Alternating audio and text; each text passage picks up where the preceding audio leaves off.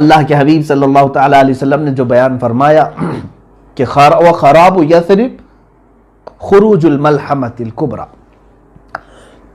خروج الملحمہ، ملحمہ کیا ہے یہ؟ اب اس پر میں بات کروں. دنیا کی سب سے بڑی جنگ، ملحمہ جو ہے یہ لحم سے بنا ہوا ایک لفظ ہے. گوشت کاٹنے کی جو دکان ہے اس کو ملحم بھی کہتے ہیں. ملحمہ، اس میں گوشت کے ٹکڑے ٹکڑے ہو جائیں گے، جس کی وجہ سے اس کو بہت بڑی ملحمۃ الکبریٰ، یعنی اللہ کے حبیب صلی اللہ تعالیٰ علیہ وسلم نے یہ فرمایا خراب یثرب خروج الملحمہ. ملحمہ کیا ہے؟ ایک بہت بڑی جنگ ہے. دوسری حدیثوں سے اس کے متعلق جو تائید ملتی ہے، ایک حدیث میں یہ بھی میرے آقا صلی اللہ تعالیٰ علیہ وسلم نے فرمایا قیامت اس وقت تک نہیں آئے گی جب تک کہ رومیوں کے ساتھ تم آماق میں یا دابق میں نہ اتر جاؤ. یہ دو جگہوں کے نام میں بتا رہا ہوں، مرج دابق اور آماق یہ لفظ آئے ہیں. اور ایک حدیث میں ہے حضور صلی اللہ تعالیٰ علیہ وسلم نے فرمایا ملحمۃ الکبریٰ ہوگی، سب سے بڑی جنگ ہوگی مسلمانوں میں اور عیسائیوں میں، اور یہ غوطہ میں ہوگی جو دمشق کا ایک علاقہ ہے. غوطہ حدیث میں لفظ بھی آیا ہے. مسلمانوں کا مرکز غوطہ ہوگا. اس وقت تمام مسلمان وہاں جمع ہوں گے دمشق میں، غوطہ. اور جو جنگ ہوگی وہ علاقہ ہے مرج دابق، جو حلب کے قریب ہے. ایک بہت بڑا میدان ہے، اب بھی موجود ہے، جس کو آج انگلش میں ایلیپو کہتے ہیں، وہ حلب ہے. حلب کے قریب میں یہ علاقہ موجود ہے. اب ملک شام کی حیثیت کو بھی آپ سمجھ لیں. قیامت کی نشانیوں میں اللہ کے حبیب صلی اللہ علیہ وسلم نے یہ بھی فرمایا کہ جو مومن ہوں گے وہ سب ملک شام کی طرف ہجرت کر جائیں گے. سب کس طرف جائیں گے؟ ملک شام کی طرف، جس کو سیریا کہتے ہیں، اور عربی میں کچھ لوگ سوریا کہتے ہیں. سیریا کی طرف سب لوگ چلے جائیں گے. آج آپ یہ سوچ رہے ہوں گے کہ سیریا چھوڑ کر کے لوگ جا رہے ہیں، اور ایسے حالات میں آپ کہہ رہے ہیں کہ سارے لوگ سیریا میں آئیں گے. چاہے پورا سیریا آج خالی ہو جائے، پھر بھی مجھے میرے آقا صلی اللہ علیہ وسلم کی حدیث پر یقین ہے. میرے آقا نے فرمایا کہ پورے مومنین ہجرت کریں گے تو ضرور وہ ہجرت کریں گے. آج یا کل تمام مومنین وہ جمع ہوں گی، کیونکہ شام جو ہے ارض حشر و نشر ہے. یعنی قیامت کا میدان ملک شام کو بنایا جائے گا. یہ بھی حدیث پاک میں ہے. قیامت کا میدان کہاں ہوگا؟ ملک شام کو بنایا جائے گا، اور تمام مومنین ملک شام کی طرف ہجرت کر کے جائیں گے. اب یہ جو ملحمۃ الکبریٰ ہے، سب سے بڑی جنگ، کتنے لوگوں کے مقابل میں آپ کھڑے ہوں گے جانتے ہیں آپ؟ ایک حدیث میں ہے اللہ کے حبیب صلی اللہ تعالیٰ علیہ وسلم نے فرمایا اس وقت رومی، پہلے سے حالات اگر میں بتاؤں تو یہ ہے کہ میرے آقا صلی اللہ علیہ وسلم نے فرمایا تم اور عیسائی، یعنی تم اور مسلمان اور رومی عیسائی صلح کے ساتھ چل رہے ہوں گے، یعنی ایک دوسرے کے ساتھ صلح کر کے ساتھ ساتھ چل رہے ہوں گے، اور ان دونوں کا جو دشمن ہوگا اس سے لڑ رہے ہوں گے. کئی سالوں تک یہ بات چلے گی. عیسائیوں کا بھی جو دشمن ہے اور مسلمانوں کا بھی جو دشمن ہے، ہو سکتا ہے وہ یہودی ہوں، اینٹی کرائسٹ جن کو کہا جاتا ہے، وہ لوگ ہوں، ان کے ساتھ لڑ رہے ہوں گے. اس کے بعد ایک دن ایسا ہوگا کہ ایک عیسائی رومی وہ صلیب توڑ دے گا اور بدعہدی کریں گے. اس صلح میں وہ لوگ صلح کو توڑ کر کے بد شکنی کریں گے، تو پھر مسلمانوں اور عیسائیوں میں ایک بہت بڑی جنگ ہوگی. اس وقت سارے عیسائی جو جمع ہوں گے 80 جھنڈوں تلے وہ لوگ جمع ہوں گے. کتنے؟ 80 جھنڈے. ہر جھنڈے کے تحت، ہر جھنڈے کے نیچے 12,000 لوگ ہوں گے. اس اعتبار سے تقریباً کتنے ہو گئے؟ 9,60,000 کے قریب. 9,60,000 کی فوج ایک طرف ہوگی. یوں سمجھ لیں کہ مومنین کے مخالفت میں، مسلمانوں کے مخالفت میں پورا کفر جمع ہو جائے گا. اس میں جہاں جہاں یہ لوگ ہوں گے سب کو جمع کر لیں گے. یہی ملحمۃ الکبریٰ ہے، سب سے بڑی جنگ ہے. اور اس جنگ میں مسلمان کس طرح ہوں گے؟ بعض حضرات نے کہا کہ وہ امام مہدی کی قیادت میں لڑیں گے، لیکن حدیثوں میں ایسا لفظ تو ہے نہیں۔ ہو سکتا ہے کہ امام مہدی کے بغیر بھی لڑیں۔ قیادت کون کرے گا، کیسے کرے گا، اس کے متعلق وضاحت نہیں ملتی، لیکن البتہ یہ بات ہے کہ ان میں سے 1/3 لوگ، مسلمانوں میں سے 1/3 کے قریب 1/3 بھاگ جائیں گے، اور میرے آقا صلی اللہ علیہ وسلم نے فرمایا وہ ایسے ہوں گے کہ اللہ تعالیٰ کبھی ان کی توبہ قبول نہیں کرے گا، وہ ہمیشہ کے لیے مردود مریں گے، ان کی توبہ کبھی نہیں قبول ہوگی، وہ جہنم میں جائیں گے، جو میدان چھوڑ جائیں گے، اور 1/3 اس میں سے شہید ہوں گے، دوسرا 1/3، یعنی 3 حصے کریں گے اگر مسلمانوں کے، تو 1/3 میدان چھوڑیں گے، 1/3 شہید ہو جائیں گے۔ ہم افضل الشہداء، حدیث میں فرمایا گیا کہ وہ شہیدوں میں سب سے افضل ہوں گے، وہ شہیدوں میں سب سے افضل۔ باقی جو 1/3 بچے ہوں گے یہ ان پہ فتح پالیں گے، ان پہ فتح پالیں گے، یہ میرے آقا صلی اللہ علیہ وسلم نے فرمایا ہے تو فتح ہوگی۔ یہ ملحمۃ الکبریٰ ہے، یہ کہاں لڑی جائے گی، کیسے لڑی جائے گی، سب میرے آقا صلی اللہ علیہ وسلم نے صاف بیان فرمایا۔ اس پر اور تحقیق کرو نوجوانوں، بچوں۔ اب میں اپنی گفتگو کو سمیٹتا ہوا آتا ہوں۔ جو حالات آج تھے، جس کی طرف آج اشارے مل رہے ہیں، پورے دنیا کی پولیٹکس گرم ہو چکی ہے، اس سلسلے میں نے یہ حدیث عرض کی۔ میں آخری یہ 2 باتیں عرض کر کے کچھ تبصرہ کروں۔ اور جیسے ہی ملحمۃ الکبریٰ ختم ہوگی، حدیث پاک کے لفظ ہیں فتح قسطنطینیہ۔ قسطنطنیہ کیا ہے؟ یہ آپ ہو سکتا ہے یہ لفظ سن رہے ہوں، حالانکہ یہ پرانا لفظ ہے اور علم والے جانتے بھی ہیں۔ یہ ترکی کا وہی شہر ہے جس کو آج استنبول کہا جا رہا ہے۔ اس شہر کے فتح کے سلسلے میں بھی میرے آقا صلی اللہ تعالیٰ علیہ وسلم نے بشارت دی تھی۔ اول جیش غزاہا، ایک حدیث پاک میں ہے، وہ سب سے پہلا لشکر جو غزوہ کرے گا یا جہاد کرے گا اور قسطنطنیہ فتح کرے گا، وہ لوگ بلا حساب و کتاب جنت میں جائیں گے۔ وہ فتح قسطنطنیہ جو ہے وہ پہلے کے دور میں ہو چکی ہے، حضرت عمر فاروق رضی اللہ تعالیٰ عنہ کے زمانے میں، اور اس کے بعد کئی مرتبہ جو ہے یہ شہر فتح ہوا ہے۔ سلطان محمد فاتح کا بھی نام آتا ہے اس میں، جو قسطنطنیہ جنہوں نے فتح کیا، کافروں کے ہاتھ میں گیا پھر فتح کیا، ان کے ہاتھ میں گیا پھر فتح کیا۔ اب تو چونکہ یہ ترکی کے پاس ہے، ترکی کا بڑا شہر ہے، اور ابھی ترکی میں مسلمان ہیں، اسلامی حکومت ہے، لیکن جہاں تک خدشہ میرا ہے، میں اپنی بات کر رہا ہوں، ہو سکتا ہے یہ ترکی کے ہاتھ سے نکل جائے گا استنبول شہر،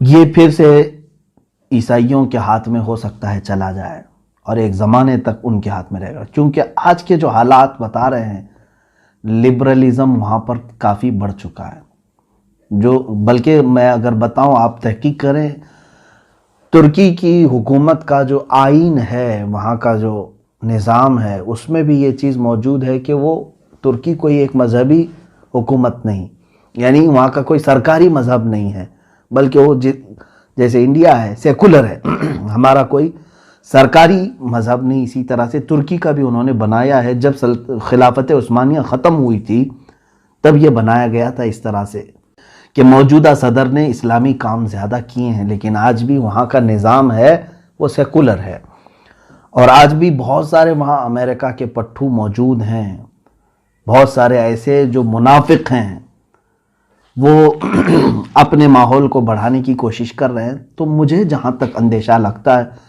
استنبول ان کے ہاتھ سے جائے گا اور عیسائیوں کے قبضے میں رہے گا، چونکہ حدیث پاک میں جو ترتیب بتائی گئی ہے، پہلے عمران و بیت المقدس، بیت المقدس کی آبادی اور مدینے کی ویرانی، مدینے کی ویرانی ملحمۃ الکبریٰ کا ظہور ہوگا، یعنی بڑی جنگ ہوگی۔ اب وہ بڑی جنگ سالوں تک نہیں چلے گی، ایک بات یہ بھی سمجھ لیں، جیسے وار نہیں ہے یہ world war first, world war two جس طرح سے ہوئی، بہت سارے لوگ اس کو ورلڈ وار 3 بھی سمجھ رہے ہیں۔ میں جہاں تک سمجھتا ہوں یہ ورلڈ وار 3 کی بات نہیں ہے جو ملحمۃ الکبریٰ میں بتائی گئی ہے۔ ورلڈ وار 3 ہو سکتی ہے آپسی ممالک میں، لیکن یہ جو ہے وہ صرف 2 دن 3 دن یا 4 دن کا ذکر آیا ہے۔ وار جو ہے کنٹینیو چلتی رہتی ہے۔ یہ جیسے جنگ بدر ہوئی 1 دن میں ختم ہوئی، جنگ احد تھی 1 دن میں ختم ہوئی، اسی طرح سے ملحمۃ الکبریٰ بھی جو ہے یہ بہت لمبے سالوں تک یا مہینوں تک نہیں چلے گی، زیادہ سے زیادہ اس کی مدت 1 ہفتہ ہو سکتی ہے احادیث پاک کی روشنی کے مطابق۔ تو عزیزان گرامی، اب ملحمۃ الکبریٰ کے ختم کے بعد کیا ہوگا؟ قسطنطنیہ فتح ہوگا۔ تو فتح ہونے کی جو بات کی گئی ہے، اگر آلریڈی پہلے سے وہ مسلمانوں کے قبضے میں ہے تو پھر فتح کی بات کیسے ہو سکتی ہے؟ اور فتح قسطنطنیہ سے مراد اگر پہلے والی فتح جو حضرت عمر کے زمانے میں ہوئی یا سلطان محمد فاتح کے زمانے میں ہوئی، تو پھر یہ بھی ماننا پڑے گا کہ اس سے پہلے ملحمۃ الکبریٰ ہو چکی ہے، اس سے پہلے مدینہ ویران ہو چکا ہے، اس سے پہلے بیت المقدس کی یہ ساری ترتیب الٹ جائے گی۔ تو اسی لیے میں نے کہا کہ ہو سکتا ہے استنبول شہر آج کا یعنی عیسائیوں کے قبضے میں چلا جائے، پھر فتح ہوگا، اور وہ فتح کیسے ہوگی؟ جنگ سے نہیں، بلکہ حدیث پاک میں ہے وہ الملحمۃ الکبریٰ میں سے 1/3 جو لشکر تھا مسلمانوں کا وہی جائیں گے فتح قسطنطنیہ کے لیے، اور وہ امام مہدی کی قیادت میں ہوں گے، امام مہدی کی قیادت میں ہوں گے۔ اس میں یہ بتایا گیا ہے کہ وہاں پر وہ لوگ بغیر کسی قتل کے، بغیر کسی لڑائی کے قسطنطنیہ کو کیسے فتح کریں گے؟ مسلمان نعرہ لگائیں گے، لا الہ الا اللہ واللہ اکبر، جیسے وہ ایک بار بلند آواز سے کہیں گے اس کا ایک حصہ فتح ہو چکا ہوگا، دوسری مرتبہ کہیں گے تو استنبول کا دوسرا حصہ فتح ہو چکا ہوگا، یہ حدیث پاک میں موجود ہے۔ تیسری مرتبہ مسلمان نعرہ تکبیر اس طرح بلند کریں گے، لا الہ الا اللہ واللہ اکبر، قسطنطنیہ یعنی استنبول شہر فتح ہو چکا ہوگا۔ اب جو بات بتانی ہے وہ بہت اہم ہے، بہت اہم ہے۔ یہاں تک کی بات تھی، جیسے یہ قسطنطنیہ فتح کر کے ابھی اپنی یعنی تھکان کو دور بھی نہیں کر چکے ہوں گے، اسی وقت ایک آدمی ان کے پیچھے سے یہ اعلان کرے گا کہ اے مسلمانوں، دجال ظاہر ہو چکا ہے، تمہارے گھروں میں گھس کر کے تمہارے بیوی بچوں کو ختم کر رہا ہے، تو سارے پریشان ہو جائیں گے۔ ایک آفت ابھی ختم نہیں ہوئی تھی کہ دوسری آفت آ گئی۔ اب دجال کے ظہور کی خبر جیسے ہی سنیں گے، اس وقت میرے آقا صلی اللہ تعالیٰ علیہ وسلم فرماتے ہیں 10 گھوڑ سوار، گھوڑے کا ذکر ہے، 10 گھوڑ سوار قسطنطنیہ سے نکلیں گے، پھر وہ ارض مقدس کی طرف آئیں گے یا اپنے وطن آئیں گے، اور بہت تیزی سے آئیں گے، جبکہ وہ خبر شیطان نے پھیلائی تھی جھوٹی ہوگی۔ پہلے جو شیطان کہے گا کہ دجال آ چکا ڈرانے کے لیے، لیکن جب وہ تمام مسلمان واپس اپنے اپنے گھر آئیں گے تب حقیقت میں دجال آ چکا ہوگا۔ اب سنیں، بڑی بات ہے، اللہ کے نبی صلی اللہ علیہ وسلم نے فرمایا میں ان میں سے ہر گھوڑ سوار کو جانتا ہوں، اس کا نام بھی، اس کے باپ کا بھی نام، اور اس کے گھوڑوں کے رنگ بھی جانتا ہوں۔ یہ رسول کریم صلی اللہ علیہ وسلم نے فرمایا۔ اس کا مطلب مجھے یہ بھی لگتا ہے کہ گھوڑ سواری قیامت تک ختم نہیں ہوگی، یا ایک حدیث پاک میں یہ بھی ملتا ہے کہ لوگ اپنے پرانے ہتھیار کی طرف واپس آ جائیں گے، پرانے ہتھیار کی طرف واپس آ جائیں گے، یہ حدیث پاک میں ملتا ہے۔ ظاہر سی بات ہے آج کے دور میں ہم سائیکل اور موٹر سائیکل پر چلنا نہیں چاہ رہے ہیں، رفتار اتنی تیز ہو چکی ہے، ہم جو ہے اب کاروں میں، اور کاروں سے زیادہ اب اور تیز ہم دیکھنا چاہ رہے ہیں، بلٹ ٹرین آ چکی ہے، اس سے زیادہ تیز ہم تو ایروپلین دیکھ چکے ہیں، راکٹ دیکھ چکے ہیں۔ اتنی تیزی کے زمانے میں پھر گھوڑے کا تصور کیسے؟ گھوڑا کیوں استعمال کرے گا کوئی؟ لیکن حدیث پاک میں اگر آیا ہے تو یقیناً میرا یقین کہتا ہے، میرا ایمان ہے یہ کہ یقیناً لوگ گھوڑے پر ہی سواری کریں گے، اور اس وقت اپنی پرانے ہتھیار، ہو سکتا ہے اس کی وجہ یہ ہو سکتی ہے، جیسے کہ ایک سائنسدان نے کہا ہے، بڑا سائنٹسٹ ہے، اس نے بھی یہ بات کہا کہ میں ورلڈ وار 3 کے بارے میں تو نہیں جانتا کہ کیسے ہوگی، بایولوجیکل ہوگی، جیسے ابھی بہت سارے لوگ کہہ رہے ہیں وائرس پیدا کیا گیا ہے، اگر پیدا کر کے ایک ملک دوسرے ملک کو تباہ کرنے کی کوشش کر رہا ہے تو یہ بایولوجیکل وار ہے، ایک دوسرے کو مطلب وبا پھیلا کر کے ختم کرنا، یا پھر ٹیکنالوجی کے اعتبار سے ہوگی کہ مطلب آن لائن جو ہے اس کا پورا سافٹ ویئر ہیک کر لیا، اس کی بینک کرپٹ کر دیا، یہ بھی ایک وار ہے، یا پھر جو ہے بارود سے ہوگی، پیٹروٹ میزائل سے ہوگی، کس سے ہوگی ورلڈ وار 3، اس کے بارے میں پکا کسی کو علم نہیں۔ اس سائنٹسٹ نے بھی یہ کہا، یہ تو مجھے نہیں معلوم کہ ورلڈ وار 3 کس طرح کی ہوگی، لیکن یہ میں ضرور بتاؤں گا کہ ورلڈ وار 4 اگر ہوئی تو پھر وہ لکڑیوں اور تلواروں سے ہی ہوگی۔ وہ کیوں؟ اس سے پوچھا گیا تو اس نے کہا ورلڈ وار 3 میں لوگ اپنے پاس جو کچھ بھی ہے ایک دوسرے پر ڈال کر کے سب تباہ کر چکے ہوں گے، ان کے پاس کچھ بھی نہیں بچا ہوگا۔ یہ ہو سکتا ہے، یہ تشریح سمجھنے فہم کے قریب ہے۔ ہر ملک آج ایک دوسرے کو ڈرا رہا ہے اپنے نیوکلیائی پاور ہونے کا، اس کے پاس نیوکلیئر ہے اور ڈرا رہا ہے ایک دوسرا ملک، اور ممالک کے درمیان یہ رسہ کشی تو آج اتنی عروج پر آ گئی ہے، بارڈر کے مسئلے آج دیکھ رہے ہیں ہم۔ ہر ایک ملک جو ہے اب اس میں جو بڑے بڑے جو ممالک ہیں جن کے پاس آج بارود ہے، نیوکلیائی پاور ہے، اگر ان میں سے کسی نے بھی نیوکلیائی پاور کا استعمال کیا تو انجام اتنا خطرناک ہوگا۔ آپ نے تاریخ پڑھی ہوگی کہ امریکہ نے ناگاساکی اور ہیروشیما پر جو نیوکلیائی بم گرائے تھے، ایٹم بم گرائے تھے، آج سے وہ تقریباً 80 سال کے قریب ہو گئے، زیادہ عرصہ ہو گیا، 70 سال کے قریب ہو گئے، آج تک وہ زمین بنجر ہے، وہاں سے کوئی ایک سبزہ نہیں اگتا، وہاں کے لوگ معذور پیدا ہوتے رہے سالوں تک، اتنی خطرناک اس کی زہریلی گیس ہے۔ اور اگر وہ اس زمانے کا نیوکلیئر تھا، اب اس وقت اور پتہ نہیں اس میں کتنا ڈیولپ کر چکے ہوں گے۔ ایک ایک ملک کے پاس اتنا نیوکلیئر ہے کہ یہ دنیا کو پوری دنیا کو ختم کرنے کے لیے اپنا وہ استعمال کر سکتے ہیں، اور اگر کسی ملک نے تھوڑا سا بھی ایک دوسرے کے حق میں استعمال کیا تو مجھے جہاں تک لگتا ہے سارے ویپن، سارے مشینیں، ساری چیزیں ختم کر دی جائیں گی، سارے تار ٹوٹ جائیں گے، نہ کوئی مشین ہوگی، نہ کوئی موبائل ہوگا، نہ کوئی سیٹلائٹ ہوگا۔ پھر لوگ کس چیز پر آئیں گے؟ واپس اسی کلاڑی پر آئیں گے، انہی تلواروں پر، انہی لاٹھیوں پر آئیں گے۔ تو یہ ہو سکتا ہے، اور قیامت کی نشانیوں میں یہ ہے۔ بہرحال بات میری طویل نہ ہو جائے، عزیزان گرامی وقار، آج پوری دنیا کے حالات اس طرف آ رہے ہیں، آپ غور سے دیکھنا کہ بیت المقدس کی طرف آپ کی توجہ ہمیشہ رہے۔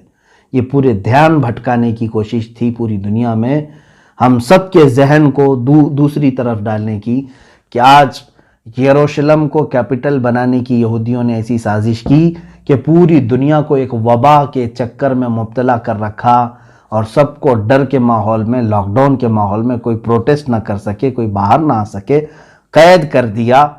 ایک طرف اسلامی ممالک جن کو ہم کہہ رہے ہیں ان کو زرخرید غلام بنا چکا ہے، یہ سارے سعودی ہوں، جتنے بھی اس کے ہم نوا ہوں، ان میں سے کسی کے بھی اندر اس کے خلاف بولنے کی ہمت نہیں، جسارت نہیں، بلکہ اب تو یہ اپنے بارڈر بھی اسرائیل کے استقبال کے لیے کھولنے کو تیار ہیں۔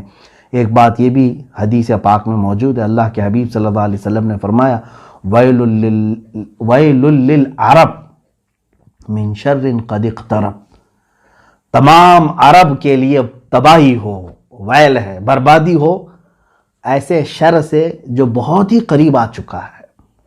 ایک حدیث پاک میں ایک ایسا فتنہ اٹھے گا کہ عرب سب تباہ ہو جائیں گے، عرب سب مریں گے۔ اب وہ کون سا فتنہ ہوگا وہ ہم دیکھ رہے ہیں، اور حدیث پاک کے لفظ یہ ہیں، میرے آقا صلی اللہ علیہ وسلم نے فرمایا اس فتنے میں جتنے عرب مارے جائیں گے وہ سب جہنم میں جائیں گے، قتلاہا فی النار، حضور صلی اللہ علیہ وسلم نے فرمایا اس فتنے کے جتنے مقتولین ہیں، جتنے مارے جائیں گے، وہ سب جہنم میں ہوں گے، کیونکہ یہ سب دنیاوی غرض سے لڑ رہے ہوں گے آپس میں، اور یہ دنیاوی غرض سے لڑ کر کے مر رہے ہوں گے اور یہ جہنم میں جائیں گے۔ ہو سکتا ہے یہ وہی زمانہ ہے جس میں عرب تباہی کی طرف جائیں گے، ان کی تباہی قریب ہے۔ اور میں نے ایک حدیث پاک اس سے قبل بھی آپ کے سامنے رکھی تھی۔ اللہ کے حبیب صلی اللہ تعالیٰ علیہ وسلم نے فرمایا ایک بادشاہ ہے ہوگا، اس کے مرنے کے بعد اس کی گدی کو، اس کے تخت کو حاصل کرنے کے لیے 3 لوگ لڑیں گے، اور تینوں کو وہ تخت نہیں ملے گا، یہاں تک کہ یہ قتل و خون ریزی عام ہو جائے گی، اور یہ تباہی کا ایک دہانا شروع ہوگا۔ آج کے جو وہاں عرب کے بادشاہ کی جو سچویشن ہے وہ ایسی ہی ہے۔ میں یہ ایگزیکٹ نہیں کہہ رہا کہ اسی زمانے کے لیے یہ بات کہی گئی، ہو سکتا ہے اس کے بعد بھی ہوگا، لیکن حالات یہ بتا رہے ہیں کہ اس بادشاہ کے مرنے کے بعد یہاں پر بھی 3 دعوے دار ہیں۔ آلریڈی 2 کراؤن پرنسز کو ان لوگوں نے، 2 کراؤن پرنس کو انہوں نے ہٹایا، اب تیسرا یہ جو بیٹھا ہوا ہے۔ اب دیکھیں حالات کس کروٹ پر لے جاتے ہیں۔ میں حالات کی طرف لے کر کے آیا، اے مسلمانوں، ان حالات میں بھی میرے آقا صلی اللہ تعالیٰ علیہ وسلم نے ہماری دستگیری فرمائی ہے، ہماری رہنمائی فرمائی ہے۔ افسوس ہے اس وقت جو ہے ہمارے بچے گیم میں مبتلا ہیں، ٹک ٹاک میں مبتلا ہیں، بہت ساری ایسی خرافات اور واہیات میں مبتلا ہیں، پوری رات پورا دن اس طرح کی فحاشیت میں مبتلا ہیں، تو ہمیں معلوم نہیں کہ دنیا کہاں چل چکی اور کون سے پلاننگ ہو چکی ہیں۔ اسی لیے میں بارہا یہ کہتا ہوں کہ اٹھو وہ گر نہ حشر نہ ہوگا، پھر کبھی دوڑو کہ زمانہ چال اپنی چل گیا۔ اے امت محمدیہ کے غیور نوجوانوں، قوت عشق سے ہر پست کو بالا کر دے، دہر میں نام محمد